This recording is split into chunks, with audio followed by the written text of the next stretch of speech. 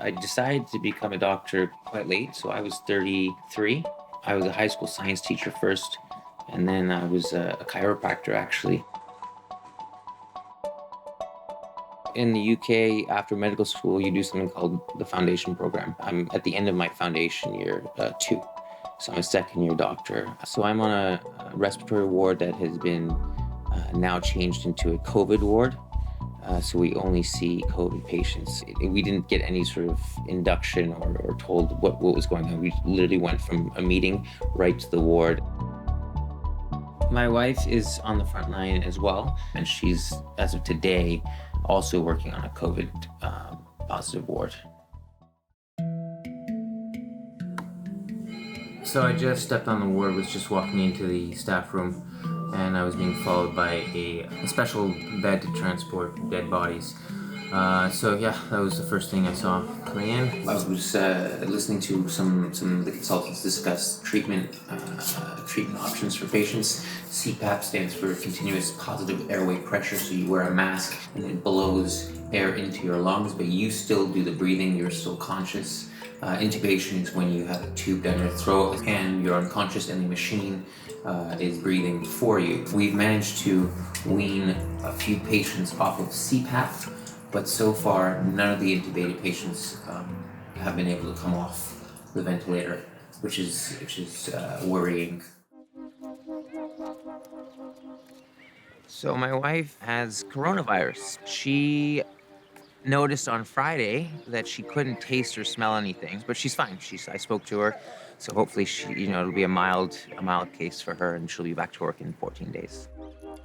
There've been a lot of conversations around the topic of treatment escalation. So who gets to go on a machine essentially, because there's a limited number. And there's also a limited number of people who can manage the machines.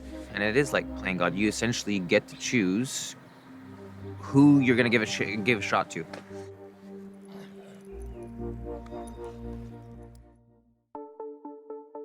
I got a message from my previous hospital this morning that we lost a colleague. He was a surgeon. I would often call on him to come and review some patients and give me some advice. So now I know someone who's died from the from the virus. So yeah, it's getting closer to home now. We are in short supply of PPE. We have been since the start, but now we really are. We're also running out of visors. People are bringing in their own ski goggles and swimming goggles. We don't have any more regular aprons either. So yeah, we're slowly running out of stuff. I just finished my second day in A&E. This patient, this lady, 50-year-old lady, came in with shortness of breath, fever, cough, all the coronavirus symptoms. And she was doing really poorly. Her oxygen levels were really low, and they were getting her prepared to be intubated, and then she went into cardiac arrest and passed away, unfortunately. Today was a busy day. I had a couple of patients. They weren't exhibiting any symptoms of COVID-19. But later on, it turns out from looking at their bloods, and one of the patients started coughing just a little bit. So we did a chest x-ray, and she turned out to have a terrible looking chest x-ray and was reported as likely COVID-19. So we just had a patient in, he was on CPAP. The machine was missing a filter. So it was actually blowing coronavirus all over the place while we were in there. The mask that I was using, it didn't fit my face well. And then the bay is supposed to be sealed off with plastic zipper door, but that was broken, so it was just flapping sort of in the wind. So overall, pretty unsafe procedure.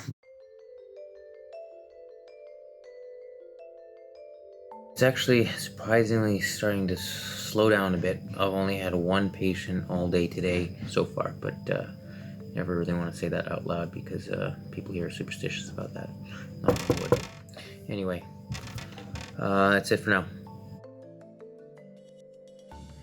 So just finished my shift. I'm actually heading out to another town where my wife lives. As you know, she's had coronavirus and has recovered and is back at work.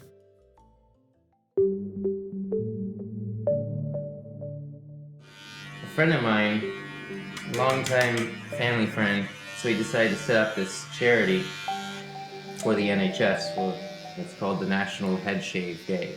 So you get people to sponsor you to do something crazy, wacky with your hair, bleach it, dye it, shave it off. I'm not sure how much I've raised so far, but probably around. My goal was to raise around 500. Very impressive. Okay. I think it's good like that. Yeah? Yeah. Okay, should I rinse? Yeah. All right. I started going back to work this week, and I was put on a COVID ward, and I'm with a great team. You don't really feel the hierarchy anymore. You really feel like a team. Yeah, I noticed that too because this is a novel virus. Nobody really knows too much about it. So our knowledge of what to do in these situations is pretty much level across the board, whether you're a junior doctor or a consultant. In terms of understanding the virus, I went from calling families once a month or maybe once every 6 weeks because their loved one was dying at the hospital to calling them every day, sometimes multiple times a day. They don't hear about that outside, but that's not normal.